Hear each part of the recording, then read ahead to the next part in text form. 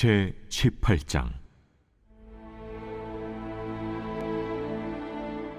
수아 사람 빌닷이 대답하여 이르되, 너희가 어느 때에 가서 말의 끝을 맺겠느냐? 깨달으라. 그 후에야 우리가 말하리라.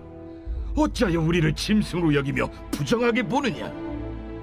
울분을 터뜨리며 자기 자신을 찢는 사람아, 너 때문에 땅이 버림을 받겠느냐? 바위가 그 자리에서 옮겨지겠느냐?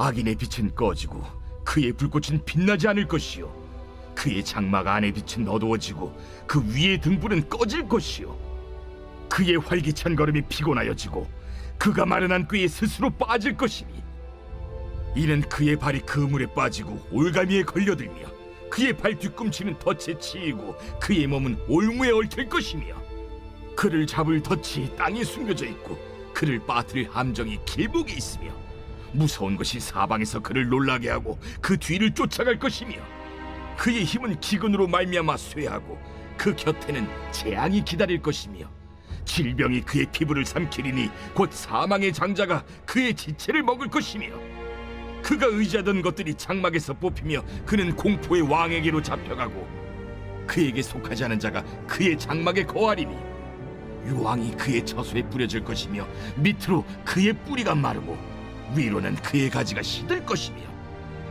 그를 기념함이 땅에서 사라지고 거리에서는 그의 이름이 전해지지 않을 것이며, 그는 광명으로부터 흑암으로 쫓겨 들어가며 세상에서 쫓겨날 것이며, 그는 그의 백성 가운데 후손도 없고 후에도 없을 것이며, 그가 거하던 곳에는 남은 자가 한 사람도 없을 것이라. 그의 운명에 서쪽에 소는 자와 동쪽에 소는 자가 깜짝 놀라리라. 참으로 불의한 자의 집이 이러하고 하나님을 알지 못하는 자의 처소도 이러하니라. 오늘 욥기 강의 18장 말씀을 중심으로 축복하는 인생이 되려면, 축복하는 인생이 되려면 이라는 제목으로 함께 말씀을 묵상해 보겠습니다. 여러분, 욥기를 묵상하면서 세 친구가 나오죠. 엘리바스, 빌닷, 소발. 욥의 이야기를 우리가 들을 때는 욥의 신앙을 배우고 묵상하고 고난 속에서 추억과 같은 그런 신앙의 고백이 나오잖아요. 그런 고백이 성령의 능력으로 나오는 거예요. 그래서 욥의 고백을 볼 땐 우리가 고난을 겪으며 이렇게 힘들고 어렵게 막 비명지르듯 하더라도 성령께서 그 속에서 추억과 같은 믿음의 고백을 하게 하시는 것을 보면서 내 자신에게 소망이 있는 것이 아니라 내 속에 고난을 견디게 하시는 성령께 우리의 소망이 있음을 깨닫게 되는 것이죠. 그렇죠? 그런데 오늘 본문은요, 욥의 고백이 아닙니다. 욥의 세 친구 중에 두 번째 빌닷이라는 사람의 고백을 오늘 본문에 기록하고 있는데요. 여러분 쭉 읽으셨지만 빌닷이 화가 많이 났어요. 분노하고 있습니다. 그리고 빌닷의 첫 번째 이야기와는 완전 다르게 처음부터 끝까지 욥에게 저주를 퍼붓고 있어요. 그러니까 욥에게 지금 빌닷이 뭐 하고 있는지를 보면요, 빌닷이 지금 욥에게 한 말로 알 수 있는 사실이 있어요. 고난으로 모든 것을 잃고 병들어 죽어가는 친구를 지금 뭐 하고 있어요? 빌닷이 저주하고 있어요. 이렇게 딱 보시니까 빌닷 참 나쁜 사람이네, 이런 생각이 드시잖아요. 그런데 여러분, 이 빌닷이 저와 여러분의 마음속에도 있어요. 하나님이 그거 보여주시려고 오늘 말씀 속에 빌닷 이야기 주신 거예요. 목사님, 나는 최소한 그렇게 하진 않습니다. 아니, 고난당하고 막 모든 것을 잃고 병들어 죽어가는 친구한테 제가 그런 저주를 왜 합니까? 맞아요. 그런데 상황이 바뀌면 그럴 수 있는 게, 지금 빌닷이 화가 많이 났어요. 화가 나서 막 쏟아붓는 거예요. 여러분, 인간은요, 화나면 이성을 잃고 입에서 저주를 쏟아내요.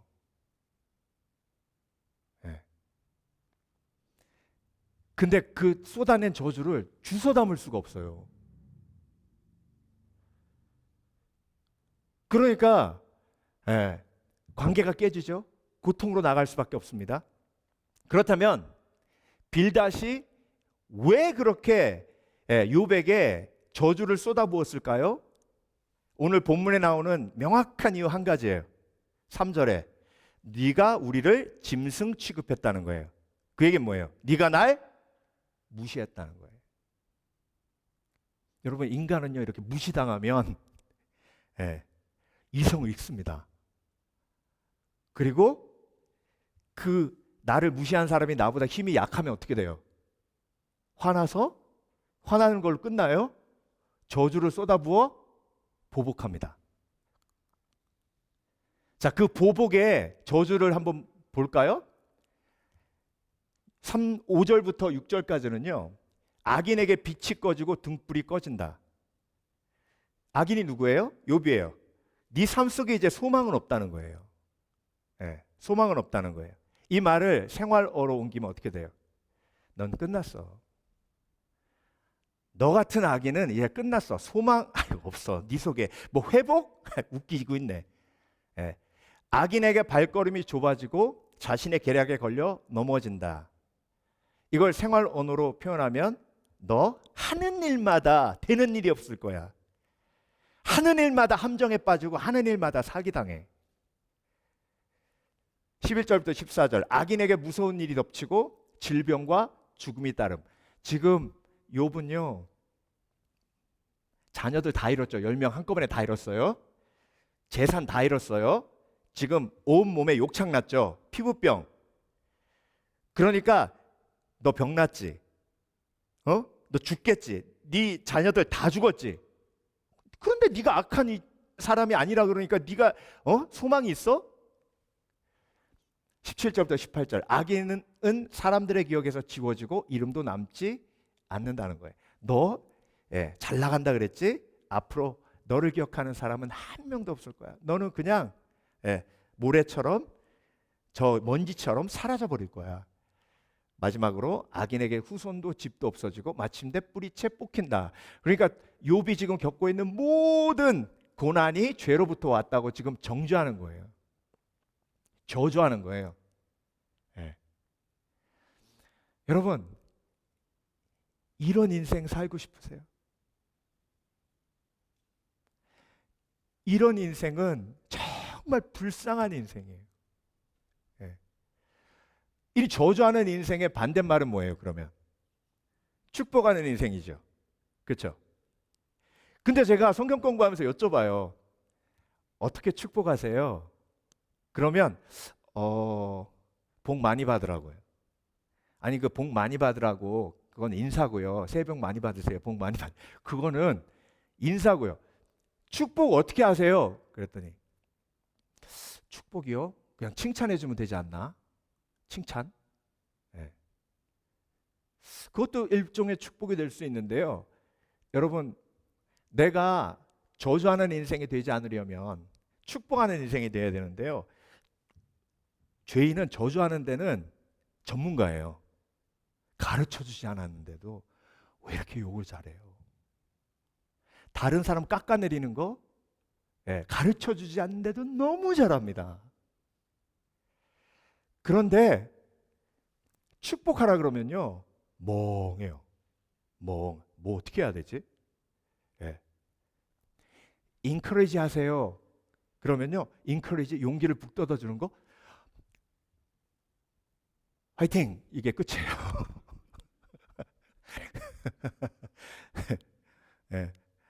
근데 제가 기독교 TV에서 그 토크쇼 진행하면서 한 선배 목사님한테 갑자기 대본에 없는 요청을 드렸어요. 목사님 옆에 있는 후배 목사 좀 인커리지 한번 해주세요. 그랬더니 목사님이 갑자기 딱 당황하시더니 대본에 없으니까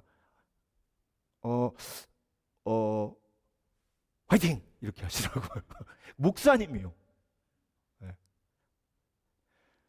그러니까 여러분 지금 내가 저주의 길로 가지 않기 위해서는 저주하는 인생으로 살지 않기 위해서는 축복하는 인생으로 가야 되는데요. 저주가 히브리어로 칼릴이라는 뜻이에요. 칼날. 칼날. 칼날이라는 단어인데 이 칼날이라는 단어는 어떤 의미가 들어있냐면 가치 없게 만드는 거예요. 가치 없게 만드는 거. 그러니까 여러분 제가 이 이 클리커 갖고 있잖아요. 예, 이걸 저주하려면 제가 하찮게 다루면 돼요. 에이, 뭐 이게 저주예요.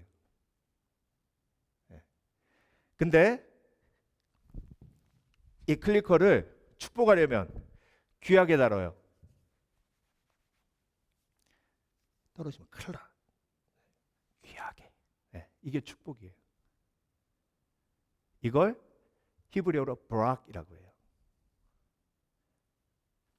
그러니까 여러분, 내 삶을 돌아보는 거예요. 나는 나를 축복하고 있나? 그리고 나는 내 주위에 있는 사람들을 축복하고 있나? 네.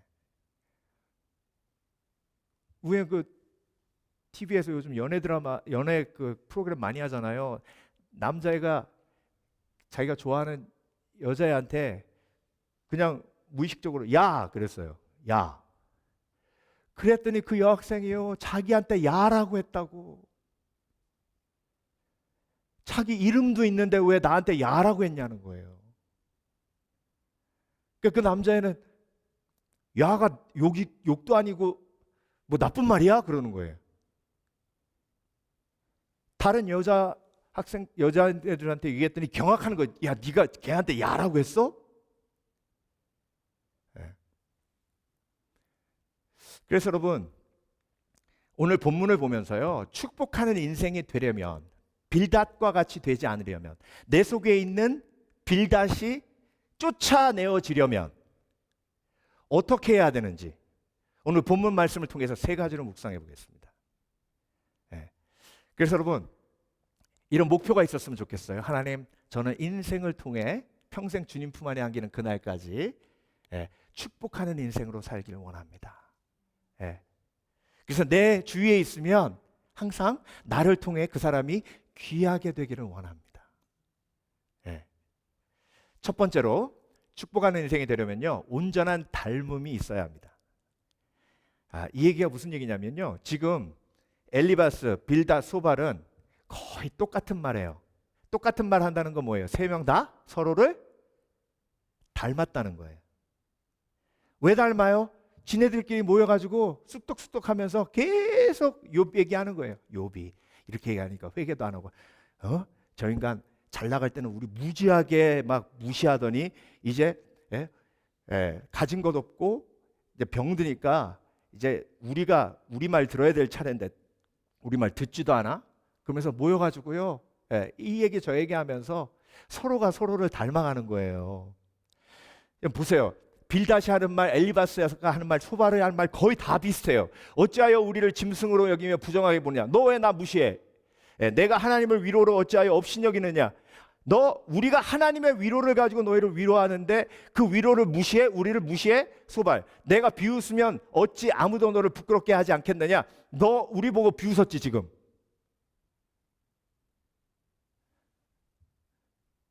셋이 똑같아요. 여러분, 우리가 왜 축복의 말을 못하고 비난과 그 사람을 깎아내리는 말에 익숙해 있냐면, 내가 자랐던 가정에서 들었던 언어들이 거의 그랬기 때문이에요. 그렇지 않은 가정이 있을 수 있어요.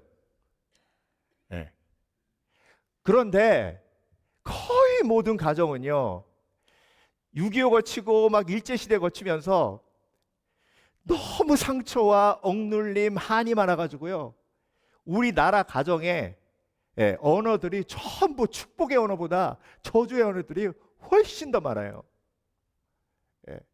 우리 할머니가 어렸을 때부터 저한테 뭐라 그러시냐면 이 주리를 틀로마. 저는 그게 무슨 뜻인지 몰랐어요. 사극 보니까 줄이 틀더라고요. 막 그러니까 소리 지르고 막 그러고. 제 동생한테는 너 이따위로 공부 안 하면 망태 메고 다닐 수밖에 없다고 그러고, 나는 망태가 뭔가 그랬더니 옛날에 그 망태 메고 쓰레기 줍는 분들 있죠.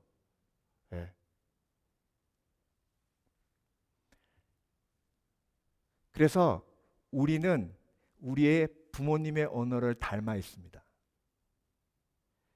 그게 우리의 한계예요. 그래서 하나님께서 저와 여러분에게 새로운 모델을 제시하시는 겁니다. 빌닷, 소발, 엘리바스끼리 모여 있으면 그 언어는 결국 저주로 갑니다. 시편 115편 4절에서 5절, 닮아감의 원리를 설명하는 말씀인데요. 그들이 우상들의 은과 금이요 사람이 손으로 만든 것이라 입이 있어도 말하지 못하여 눈이 있어도 보지 못하며.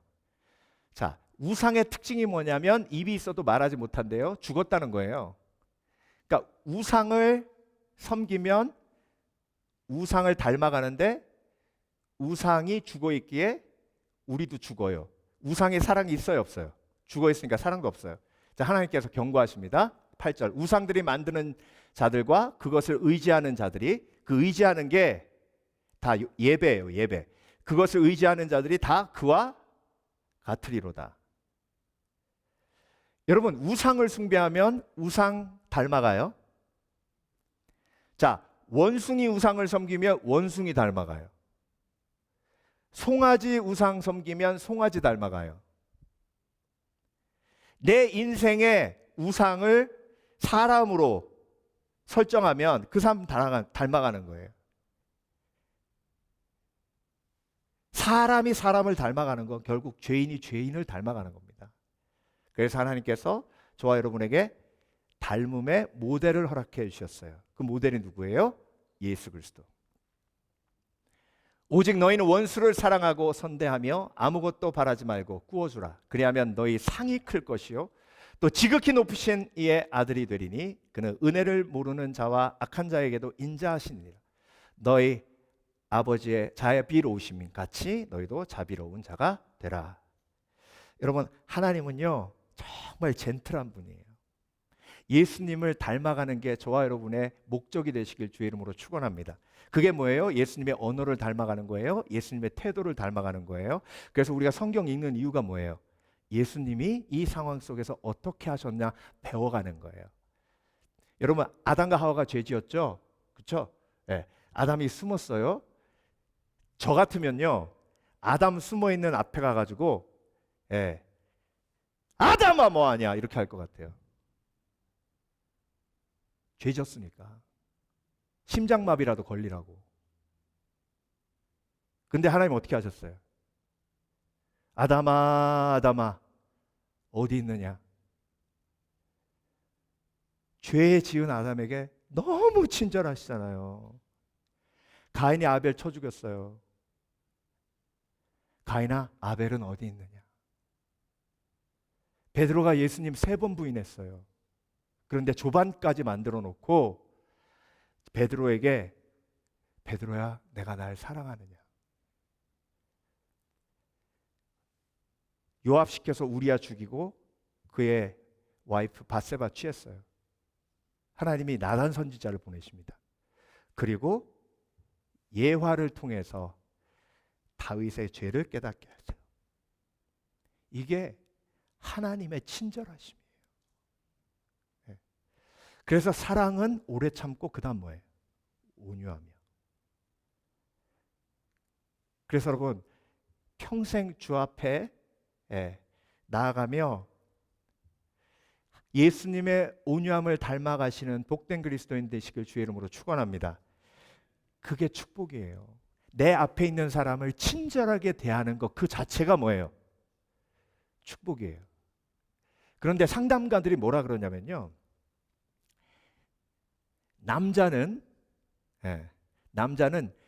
자기를 무시하는 여자에게 절대로 친절할 수 없다. 그렇게 상담가들이 얘기합니다.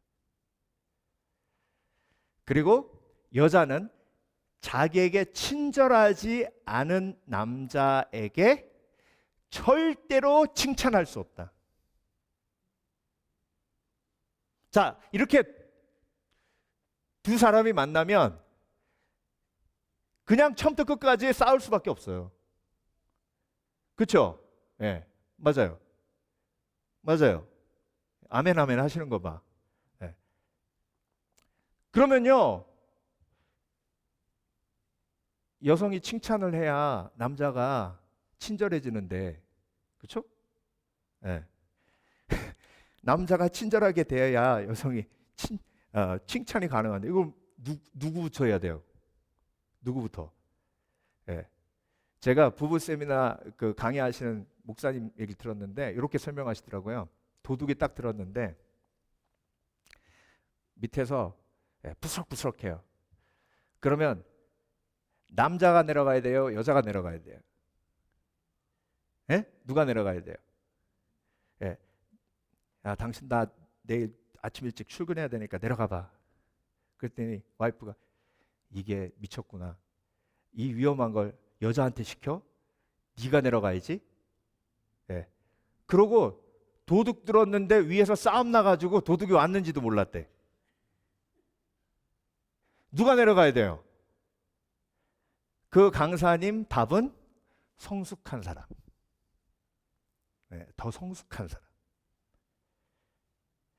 여러분, 더 성숙한 사람이 손해보는 것 같지만 더 성숙한 사람이 하나님의 기쁨이 되기 때문에 하나님의 기쁨이 그 영혼 속에 임해서 행복한 삶, 온전한 삶 되는 거예요. 그래서 여러분, 예수님 닮아가시는 게 저주를 쏟아붓는 삶에서 축복을 나누는 삶으로 바뀌는 키임을 믿으시길 주의 이름으로 축원합니다. 그래서 나는 내 주위에 있는 사람을 존귀한 사람으로 만들 수 있는 축복의 통로들이라. 두 번째, 축복하는 인생이 되려면 욕심과 싸워야 합니다. 욕심. 지금 빌닷의 마음속에 있는 숨겨진 욕심이 있어요. 그게 뭔지 우리가 좀 봐야 되는데요. 지금 빌닷은요, 욥이 회개하길 원해요. 회개한다는 건 달라진 삶이에요. 잘못을 깨닫고 달라진 삶을 살길 원하는 거예요. 그래서 엘리바스, 빌닷, 소발이 그 속에 가지고 있는 강력한 원함이 뭐냐면 욥이 달라지는 거예요. 그런데 영적으로 보면 욥이 달라져야 돼요. 지금 빌닷과 소발, 엘리바스가 달라져야 돼요. 욥은 달라질 필요 없어요. 그 사람들이 바뀌어야지. 그래서 여러분, 성경은요, 다른 사람을 변화시키려고 하는 마음을 욕심이라고 합니다. 아유, 목사님, 그 사람 잘 되라고 하는 건데요. 그게 잘 되라고 하는 게 아니라 그게 오히려 저주가 돼요. 여러분, 잔소리의 정의가 뭐냐면 옳은 말을 기분 나쁘게 하는 거예요. 그게 잔소리예요. 틀린 말은 헛소리고, 그렇죠? 옳은 말을 기분 나쁘게 하니까 그게 저주가 되는 거예요. 예수님은요, 단 한 번도 제자들을 변화시키려고 하신 적이 없어요. 광야에서 그 불안당 같은 200만의 이스라엘 백성들을 데리고 다니면서 모세가요, 기도 한번 보세요. 모세의 기도. 한 번도 하나님 앞에 저 불안당 같은 이스라엘을 변화시켜 달라고 기도한 적이 없어요. 우리의 삶의 목적은 그 사람을 변화시키는 게 아니에요. 우리의 삶의 목적은 그 사람이 있는 모습 그대로 받아주고 하나님의 때에 하나님이 그 사람을 하나님의 뜻대로 변화시키도록 맡겨드리는 거예요. 그게 우리의 부르심이에요. 근데 그 부르심을 망각하고 그 사람을 우리가 변화시키려고 할 때 욕심이 들어가고, 그걸 경험하는 사람이 자기가 복된 존재임을 느끼지 못하고 오히려 내 부모님과 내 와이프와 내 남편이 원하는 사람이 되지 못한 열등한 사람으로 된 것 같은 마음이 드는 거예요. 그건 축복의 반대죠. 그렇죠?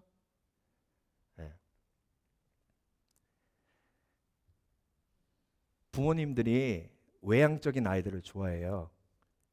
웅변도 잘하고 리더십이 있고 막 그런 아이들 좋아하거든요. 근데 제가 오래전에 만났던 한 집사님은 극히 내향이에요. 근데 아버지가 뭐라 그랬냐면, 야, 얘 큰일 났다. 남자 새끼가 이렇게 여자애 같아서 앞으로 뭔 일을 하냐. 그래가지고 얘를 웅변학원에 집어넣은 거예요. 매일 가서 막 이연사 외칩니다. 이게 안 되는 거예요. 이연사 외칩니다. 아버지가 뒤에서 외칩니다.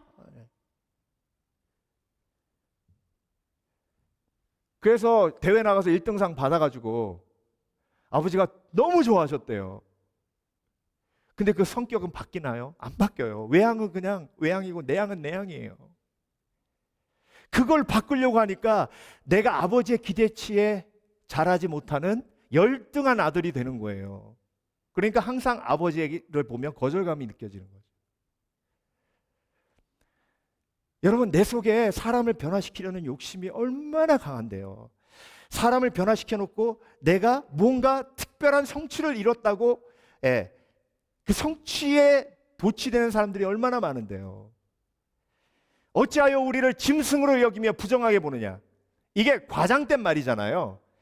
한 번도 욥의 세 친구를 짐승으로 여긴 적이 없어요. 이 얘기는 무슨 얘기냐면 네가 내 말을 듣지 않으니 내가 무시당하는 느낌이 들고 내가 무시당하니까 그 무시당하는 감정을 극대화해서 너한테 표현하니 내 말 들어 이거예요. 그래서 여러분, 이게 가족 안에서도요, 이런 말이 얼마나 오고 가는지 몰라요. 예. 내가 강아지한테 얘기했어도 벌써 들었겠다.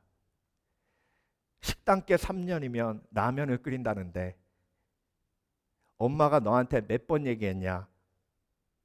10년은 얘기했을 거다. 빨래 벗어서 빨래통에 넣으라고. 참고로 이 얘기는 지금도 제가 듣는 이야기입니다.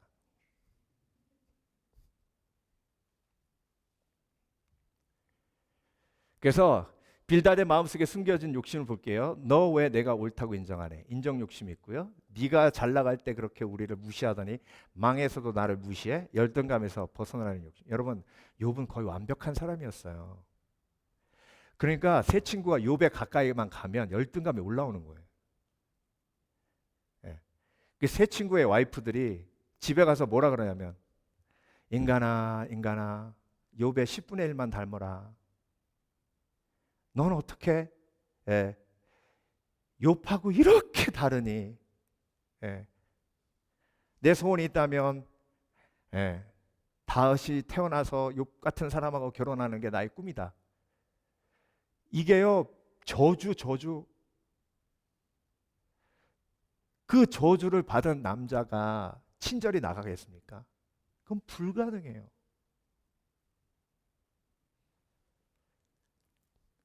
이전에는 내가 우리를 통제했지만 이제 내가 너를 통제해 줄게. 통제 욕심이에요. 이 통제 욕심도요, 인간의 마음속에 있는 어마어마한 욕심이에요. 예수님은 제자들에게 자유를 주셨어요. 그 자유 속에서 리더십을 따라 움직이도록 하셨지 절대로 통제하려고 조종하거나 협박하지 않으셨습니다. 그래서 우리 속에 있는 이 욕심이 드러나야 하고 회개해야 해요. 그리고 하나님께서 나를 부르신 건 이 사람을 변화시키기 위함이 아닙니다. 이 사람 변화시켜야 내가 좀 편하거든요. 그래서 철저하게 이기심은 그 사람이 변화시켜야 내가 편하니까 변화시키려고 해요. 근데 그건 욕심이에요. 그렇기 때문에 저주가 나가는 거예요. 한 번 얘기해서 안 들면 그거보다 더 센 저주가 나가고, 그러니까 삶이 축복하는 삶이 아니라 저주하는 삶이 나오는 거예요. 그래서 하나님이 내 말을 통해서 얼마나 기뻐하실까, 내 삶을 통해 얼마나 기뻐하실까, 하나님 앞에 포커스를 맞추시고 그리고 축복하는 삶을 사시는 복된 그리스도인 되시길 주의 이름으로 축원합니다. 제가 아는 친구 목사님이요, 목회자 모임 갔더니 얼굴이 환해가지고 박 목사님 여기 앉아봐요. 내가 아들 자랑 하나 하려고 했는데 좀 들어줄래요? 그래서 목사님 좋죠. 무슨 자랑을 하시려고요? 그랬더니 내 아들이 지금 그 13살인데 어제 친구 집에서 플레이데이트 한다 그래가지고 내가 데려다 줬는데 그걸 가서 픽업 갔더니 그 아버지가 뛰어나왔어. 그걸 뭐라 그러시는데요? 잠깐 와보라고. 제가 나갔더니 네 아들 원더풀 보이. 그래서 이 아버지가 왜 이러나 마당에서 노는데요 자기 아들 신발 끈이 풀렸대요. 그랬더니 그 목사님 아들이 잠깐 하더니 무릎을 딱 꿇고 신발 끈을 다 묶어주더래요. 그 미국 아버지가 그걸 보고 감동한 거예요. 근데 너한테 꼭 이 얘기 하고 싶다. 네. 그래서 너무 기분이 좋았대. 네. 그래서 마지막에 지 동생하고 싸울 때는 그냥 쫓아내고 싶은데 네. 여러분, 저와 여러분이 이렇게 한 사람을 귀하게 대하고 섬기는 모습으로 나아갈 때 누가 기뻐하세요? 하나님 아버지가 너무 기뻐하세요. 그러니까 황소를 드리는 것보다 그걸 더 기뻐하세요. 저는요 이렇게 신앙생활하면서 그런 신앙인을 봐요. 오른손이 아는 거 왼손이 모르게 하시는 거 저 알아요. 그러면 그 얘기 딱 들으면 막 담임 목사로서 뿌듯해요. 근데 모른 척해요. 하나님 아시니까. 그게 축복하는 삶이에요. 그래서 자기를 부인하고 예수님 쫓는 거잖아요. 그렇죠? 욕심은 뭐예요? 나를 드러내는 거죠. 그래서 어떤 일 하고 내가 드러나잖아요. 그럼 그건 꽝이에요. 꽝. 아, 오늘도 내가 꽝 됐구나 생각하시면 돼요. 근데 뭔가 섬기고 뭔가 주를 위해 헌신했는데 내가 드러나지 않으면 그게 하나님의 기쁨이에요. 그런 삶의 목표를 가지시길 주의 이름으로 축원합니다. 근데 꽝도 경험해봐야 그 단계로 넘어가요. 꽝도 경험해봐야 아예 안 섬기고 난 아무것도 안 해. 이러면 그 다음 단계로 넘어가는 그 중요한 단계도 경험 못해요. 자, 마지막으로 축복하는 인생이 되려면 은혜의 관계가 있어야 합니다. 은혜의 관계. 이 은혜의 관계란 게 뭐냐면요. 욥이 지금 보복당하는 거예요. 욥의 친구가 어찌하여 우리를 짐승으로 여기며 부정하게 보느냐? 우리가 너를 저주하는 이유가 네가 나를 무시했기 때문에라고 얘기하는데 욥기 어디를 봐도 욥이 친구들을 무시하지 않았어요. 그러면 이 무시당한 건 이 전의 이야기라고요. 그렇죠? 이 전에 욥이 나를 무시했던 거. 근데 욥이 직접 무시한 게 아니라 욥의 잘나감이 나를 열등감으로 이끌었던 거. 그러니까 이게 용서가 안 되는 거예요. 여러분, 저 사람 때문에 내가 열등하게 보이면 그 사람이 미워요. 그렇죠? 어떤 분은 그러시더라고요. 세상에 이쁜 것들은 다 죽어야 된다고. 그 얘기가 뭐예요? 이쁜 것들 때문에 내가 안 이쁜 사람이 되는 거예요. 욥도 마찬가지예요. 욥 때문에 내가 온전치 못한 남편이 되는 거예요. 그러니까 용서가 안 되는 거예요. 욥도 용서가 안 되고 그 욥을 비교해 가지고 나를 열등하게 만드는 그 사람도 용서가 안 되는 거예요. 여러분, 용서가 안 되면 축복이 안 나가요. 그렇죠? 축복은 나를 가치 있게 하시는 거잖아요. 베드로에게 예수님께서 내 양을 먹이라. 그렇죠? 그 얘기는 뭐예요? 너 이제 목자가 될 훈련이 됐다 이런 뜻이죠. 그 얘기는 뭐예요? 나를 가치 있게 여기신 거잖아요. 여러분에게 직분을 맡기신다는 건 하나님이 여러분을 그만큼 귀하게 여기시는 거예요. 그렇죠? 성경 보세요. 집사의 자격에 대해 쭉 나오거든요. 거의 예수님 수준이에요. 근데 그런 자격을 갖춘 사람이 받아야 할 집사를 저와 여러분에게 주신 건 이렇게 될 줄로 믿고 주신 거잖아요. 그러니까 그거 자체가 하나님께서 나를 뭐 하신 거예요? 축복하신 거죠. 귀하게 여기신 거죠. 그렇죠? 그러니까 예수님께 나아가면 그런 놀라운 축복을 누리는데, 그 베드로가 내 양을 먹이라라고 말씀하신 게 예수님을 3번 부인했을 때예요. 그러니까 내 양을 먹이라라고 얘기하신 건 예수님이 베드로를 완전히 뭐 하셨다는 거예요? 용서하셨다는 거죠. 그렇죠? 그러니까 하나님이 여러분을 축복하시는 건요, 여러분의 죄를 하나님이 완전히 다 잊으셨고 용서하셨고 예수 그리스도의 십자가의 은혜로 모두 사하셨다는 것을 증명하는 거예요. 아멘. 어떻게 축복하셨어요? 너는 내 것이라 하셨잖아요. 네. 그 히브리어 내 것이라는 말이 보물이란 뜻이에요. 너는 나의 보물이라 하셨잖아요. 그러니까 나의 모든 죄를 사하셨기 때문에 하나님이 나를 축복하신 거예요. 그 은혜를 누렸잖아요. 그렇죠? 그러면 우리가 축복하는 삶을 살아야 되는데, 여러분 살아보시죠. 축복이 안 나가는 사람이 있어요. 있죠? 그렇죠? 아무리 축복하려고 해도 축복이 안 나. 아무리 그 사람을 가치 있게 여기는 칭찬하려고 해도 칭찬이 안 나가. 왜요? 내 마음속에 해결되지 않은, 용서하지 못한 마음이 있기 때문에 그래요. 네. 이게 해결돼야 돼요. 그래서 축복이 가능한가 가능하지 않은가를 보면 내 속에 그 사람을 향한 용서하지 않은 앙금이 있는가 없는가가 드러납니다. 이게 날마다 영적인 싸움으로 내 속에 정돈되기 시작하면요, 점점 내가 축복할 수 없는 사람이 1명씩 2명씩 사라져요. 네. 그래서 만나면 그 사람을 귀하게 여기고, 만나면 그 사람을 소중하게 여기고. 21절 오늘 빌닷의 마지막 고백인데요, 참으로 불의한 자의 집이 이러하고 하나님을 알지 못하는 자의 처소도 이러하니. 이렇게 다 망한다는 거예요. 이렇게 끝나요. 저주로 끝나요. 하나님의 은혜 속에 들어가지 않으면 저주로 끝나는 인생 됩니다. 그런데 하나님의 은혜 속으로 들어가 그 예수 그리스도의 은혜를 체험하면 하나님의 축복을 전할 수 있는 믿음의 사람이 됩니다. 욥기 19장 25절에서 26절.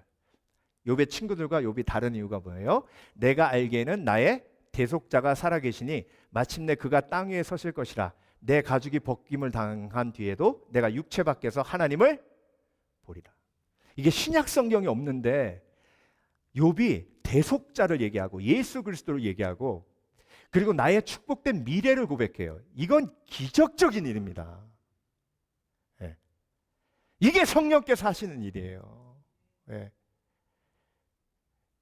나를 복되게 하시고 나를 가치 있게 하시잖아요.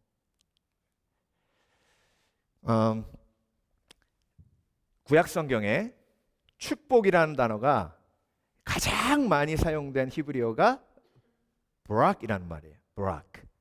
브락은 찬양하다 이런 뜻이 있고 또 한 가지 뜻이 있는데 몸을 낮추다라는 뜻이 있어요. 몸을 낮추다. 그래서 하나님이 저와 여러분을 축복하신다는 건 뭐냐면 하늘 보좌에 계신 하나님께서 인간의 몸으로 오셔서 낮은 곳에 오셔서 내가 얼마만큼 가치 있는 사람인지를 증명하신 게 축복이에요. 아멘? 네.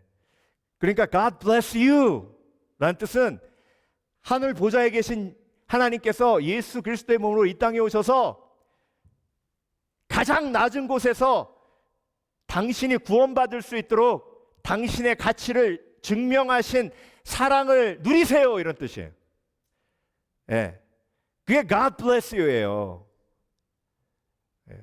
어떤 분들은 God bless you를 God bless you, 예. 죽었어요, God bless you 이렇게 얘기하시는 분도 계신데 그건 그 뜻이 아니에요.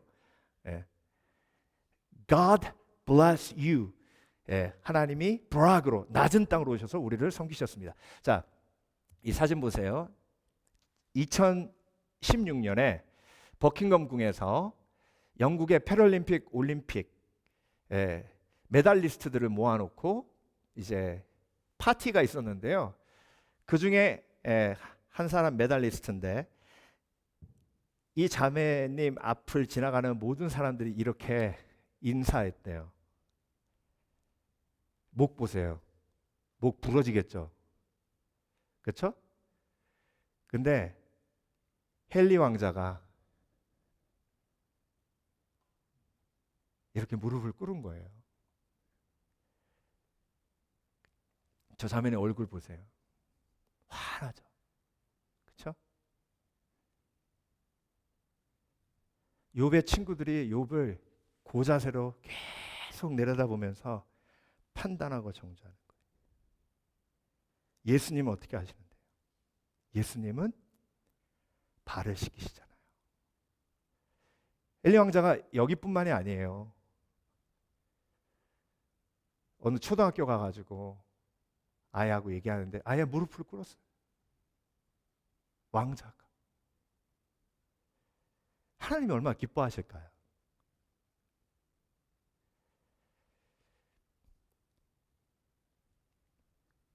(1821년에) 태어나서 1893년에 죽은 포드 마독스 브라운이라는 화가가 있어요. 이 화가가 Jesus washing Peter's feet at the Last Supper 이런 그림을 그렸는데 보세요. 예수님께서 베드로의 발을 씻기시죠. 베드로가 막 몸둘 바를 몰라요. 근데 그 위에 있는 제자들 보세요. 좀 확대해서 보여드릴게요.